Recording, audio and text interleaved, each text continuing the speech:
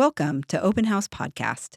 Today's conversation on House Bill 4136 proposes ending Oregon's mortgage interest deduction for second homes and redirecting that funding towards first-time homebuyer assistance. Supporters argue it's about fairness and widening access to home ownership. Opponents worry about disconnecting from federal tax policy and the potential long-term consequences for homeowners. I personally think it's important for us as realtors who care deeply about expanding access to home ownership that we examine whether these policies reflect our values, not only in the middle of a housing shortage with home ownership levels declining and wealth gaps in our country widening, but also inside of the oath we took as realtors to work towards the widest distribution of home ownership. Chris Bonner is here today to help us understand why she is in support of HB 4136 and to explore the real implications, intended and unintended, of changing this policy. Thank you, Chris, for being here today. Yeah, thanks for having me. At a high level, what problem is HB 4136 trying to solve? It's trying to solve the most inequitable part of the mortgage interest deduction, and that is giving people a tax subsidy for owning a vacation home. So when during a time when we are short on housing, homebuyers can't save money for a down payment, it is going to take the money that would have been written off by people who have vacation homes and put that towards a down payment assistance fund with Oregon Housing and Community Services. In one sentence, what would change if the bill passes? What would change is if you have a vacation home, and that's purely a vacation home. So these are homes that mostly are vacant most of the year. These are not homes people rent out. You would not be able to write off your mortgage interest deduction anymore. So you would be able to still write off the mortgage interest deduction on your primary residence, and you'd still be able to write off your mortgage interest deduction on your vacation home on the federal level, but just for the state, you would not be able to write it off. So it would save $9 to $10 million a year of lost revenue from this exclusion. So that is what would change. What also would change is that there would be permanent funding for a down payment assistance fund that would go into perpetuity. So we would always know it was funded.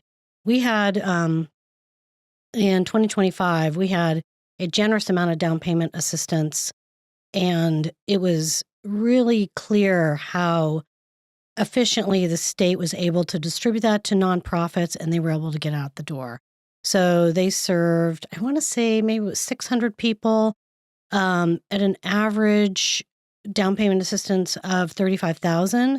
So that one-time commitment, actually, you can see would go towards generations of stability and building generational wealth. So with this plan, it would save about $9 to $10 million. So that would serve at that level about 245 households a year. And so in the context of first-time buyer assistance, do you feel like that really offers a meaningful impact to Oregonians? In 2022, the Secretary of State's office actually did an audit of the mortgage interest deduction, and it's a very fascinating report. I can send you a link to it.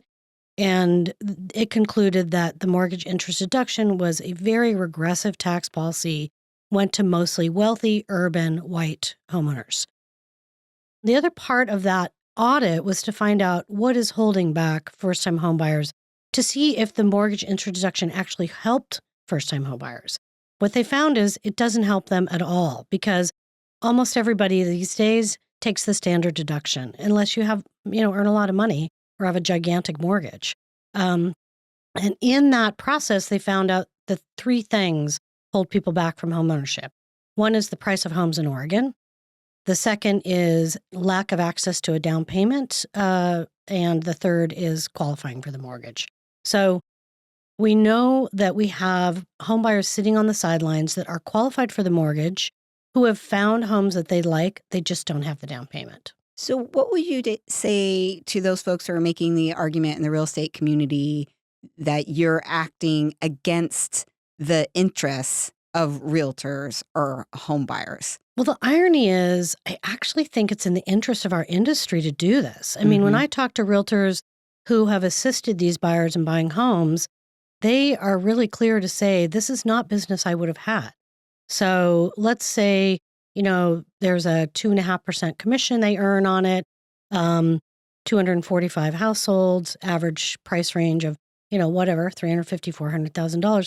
That's a ton of money that's Yeah. going directly into real estate agents' pockets from sales. So I don't think if you talk to the average, I know that when I talk to the average realtor and say, here's the deal, first of all, they're shocked that people with vacation homes can write off the mortgage interest deduction. They just didn't know that. Second of all, they think it's really unfair. And third of all, they're like, that would be great. I know people in my family, I have clients who don't have a down payment. So I don't think it's against the real estate industry to pass this bill. I think that the Real Estate Association has just a hard line on mortgage interest deduction. They never want it to be changed.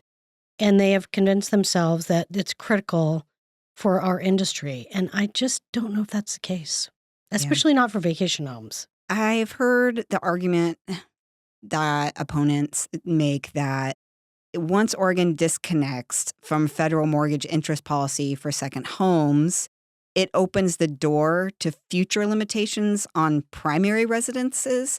The slippery slope argument, as you could say. Do you feel like that's a legitimate concern? Speaking personally, I hope it is. Mm-hmm. I think the mortgage interest deduction for primary homes is also incredibly regressive. So personally, and I'm not speaking for anybody else here, I think it should be looked at in whole. On the other side, let's just forget my politics. If you were to say that logically, you wouldn't want to pass any bills. Everything's a slippery slope. They want this now, they'll want that tomorrow. I think it's important to understand that if the people of Oregon think that the mortgage interest deduction should be kept for primary residences, they will make it so. There's no doubt in my mind. Yeah. So I don't think we should worry that somehow this tidal wave will happen when people aren't behind it. Tidal wave of second home owning yacht owners. Sorry. It's hard. There's a part of me that can't help but see a little bit of humor in some of this because because of my personal beliefs, it almost feels some of it absurd. Well, and I have owned a vacation home before. Yeah. I've been a real estate investor, and I don't think we always have to look at everything so selfishly. I mean, I think the reality is when you're lucky enough to own a vacation home, why should the state subsidize that? Yeah. When you have so many, not only people who can't afford homes, but also a lack of homes. So here's a home that sits vacant most of the year, so a family can go to the same place and know all their pots and pans are there. And that's great. That's great for them. I would never want to take that away. But the thought that we subsidize it, meaning you and I pay more taxes for it, infuriates me. If this bill passes, what tangible difference would an Oregonian see, do you think, in 5 years? The typical Oregonian won't be affected by this because the mortgage interest deduction, every year, it's about $500 million that we lose with state revenue because of the mortgage interest deduction. So if you look at, this is 9 to 10 million. I don't know. I'm not good at math. It's a small amount of the mortgage interest deduction. So most people would not be affected by this because you'd have to own a vacation home, have a mortgage on it, have the mortgage interest on that and your house be so high that you would not take the standard deduction. So we're talking about a very small part of the population. So not all second homes are luxury beach houses. Some are owned to house an elderly parent or because someone works in another town during the week. Do you think we're penalizing practical use cases? I don't think that getting rid of this deduction is going to mean those people can't do that, first of all. And second of all, if it's for a parent, put it in their name. I mean, it's not, there's a reason why people are, doing these things. And if they're doing to get the tax deduction, that's not evasion, that's, avoidance, and that's cool.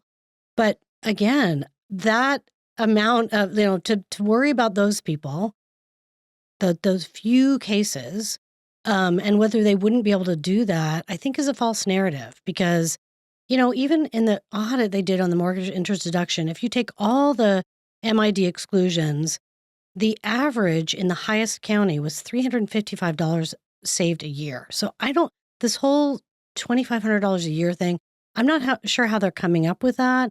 But when you look at the average user, it's a very small impact.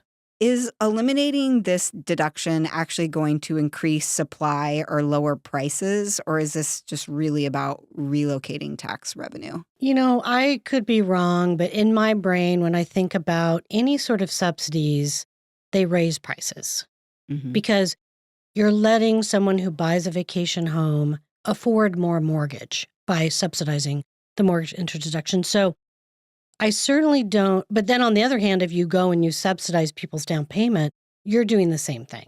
So I don't know that you could make the argument that this makes more or less housing available or prices lower or higher. It could very well be if people do decide not to buy a vacation home, which I don't think is the case, but let's play that out, that maybe there's more housing supply. If supply follows demand, do we create more demand for affordable housing and thus get Right. more affordable housing Yeah. than creating these niche markets and demand for vacation homes or luxury properties? Yeah. I mean, I think, again, because it's such a small amount of people who'd be affected, it's kind of hard to see how it's going to play out. I do agree with people say that anytime you subsidize anything, you do raise the price of that. And I don't have a good answer for that. I mean, bottom line, we need a lot more social housing where not all housing is on the market. And we can have a whole nother podcast about that. I'm going to hold you to that. But market forces are what they are. Supply and demand. We have an office, Living Room Realty, the company that I own. We own an office in a rural coastal city, an economy in Manzanita. And, a part of me fears if second home ownership declines, could that impact rural or coastal economies that depend on those property owners spending money locally? Well, let's take that apart, right? Yeah. So, first of all, if you could make the argument that somehow taking away this deduction will mean people won't buy vacation homes, then that home would be available for someone to live in who would also go to the grocery store and get their car fixed. So, I'm not sure that, first of all, people are going to stop buying vacation homes because of this. And Yeah. secondly, it just means someone else is going to live in that house. And hopefully full time. And also Even better. someone that wants to work because Well, yeah. and maybe sends their kids to that school or Mhm. has more commitment to that community. I mean, Mhm. I'm not against vacation homes. Don't get me wrong. I can't fathom why we subsidize them. When I explain this to my kids, I'm trying to keep it really simple. I'm like, the system rewards those who are already winning. And that at its core feels unjust when the goal as a realtor is the widest distribution of home ownership. And how do we do that? And that's incentivizing new homeowners to enter in and to be able to create that wealth too. One day, the reason they know that mom owns a beach house is because she bought her first house and she's been able to build equity and wealth through real estate. But you have to start there before you can jump ahead to tax deductions Yeah, on the absolutely. luxury home. If you were designing housing incentives from scratch in Oregon, what would you reward? That's such a hard question to answer because I really think part of the issue is I don't believe housing should be a commodity. I don't think it makes sense to have it be guided by a market. It just leaves too much to forces that are not going to be equitable. So I'm probably the wrong person to ask that. Yeah. I mean, I would get somebody in here who does housing policy to talk Mhm. about that. I will tell you that from my conversations with families that I met yesterday who were testifying and seeing what a difference it made in their life to get that $35,000 and know that that's going to see their generations, through stability in housing, like down payment assistance seems like a no-brainer. It's Yeah. a very simple way to immediately solve a problem that's intractable for people who are just trying to get by. And, the nonprofits that grant those funds also do homebuyer education, which I would argue everybody needs. Yeah. I mean, I'm terrified sometimes when I sell a house to somebody and I think they don't know what they're doing. And I don't have the time to sit down and do, home economics 101. But the reality is these programs do. So these homeowners are much better prepared to take on the financial issues that might come up tomorrow than your typical home buyer. Yeah. Thank you to Portland Housing Center Yeah, for all they exactly. do. Some of these programs are just fantastic. What do you think people on both sides of this debate actually agree on? Did you see something while you were in Salem that you thought, here is where we're both seeing eye to eye? Well, the Realtor Association says they really care about helping first-time buyers. So we all care about helping first-time buyers. The question is, what are you going to do about it? If a realtor wants to get more educated or is curious to learn more, what resources would you recommend they look into? I would definitely, and I can give you the links to these resources. I have a white paper on the mortgage interest deduction done by Brandeis that is really good at just breaking down like what is it, when did it start, why is it here, and the answer is it's like an appendage to this old 1913 tax law. It should not be here, but that's another story. So I would read that. I would read the audit that the Secretary of State did in 2022. It was the first time this program was ever audited, and the results were shocking, and it led people to really start to take it seriously. There's a one-pager on this bill that I have available, and then just the actual text of the bill. It's a very simple bill. There's not much to it. So, and the Oregon legislature has a great website. You can go on there and you can click on any bill. You can see the testimony. You can even click on the video of the people testifying if you're curious. And how can people reach out in support to make sure that this bill does come into action? I would say connect with your representatives. That's the most effective way because, there's organizations that are in there fighting really hard to do it, but representatives are going to listen to their constituents. So find out who your representative is, email them, call them, and just voice your support for the bill. Well, Chris, you are a very busy, very successful real estate agent, and then you're also giving your time to look out for the benefit of first-time home buyers everywhere. I'm so grateful for this, and I'm so grateful that you came in today to share with us your work and what we can all do to help to support this. Thank you. Yeah, well, thank you for getting the information out there. I really appreciate it.